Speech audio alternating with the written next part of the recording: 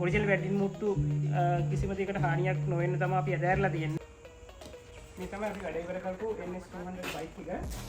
ඔයාලට බලන්න පුළුවන් මේ කලින් වීඩියෝ එකේ අපි මෙතන ස්පේස් එක පෙන්නුවා. මඩ් ගාඩ් එකයි සයිලන්සර් එක අතර ස්පේස් එක. දැන් අවශ්‍ය ප්‍රමාණයට ස්පේස් එක තියෙනවා. ඒ වගේම චැසියත් අපි නිවැරදිව සකස් කරලා තියෙනවා. Someone would love me.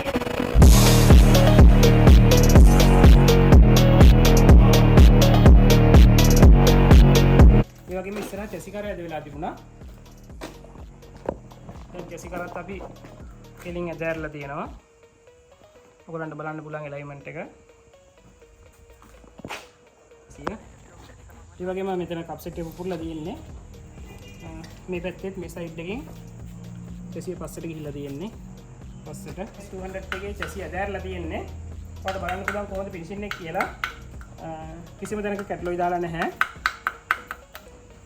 මේකේ අපි ෆෝක් බටර් දෙක ඇදහැරලා තියෙන්නේ. මේකේ ලෙග් එක හිර වෙලා තිබුණා ඒක ඇදහැරලා තියෙනවා.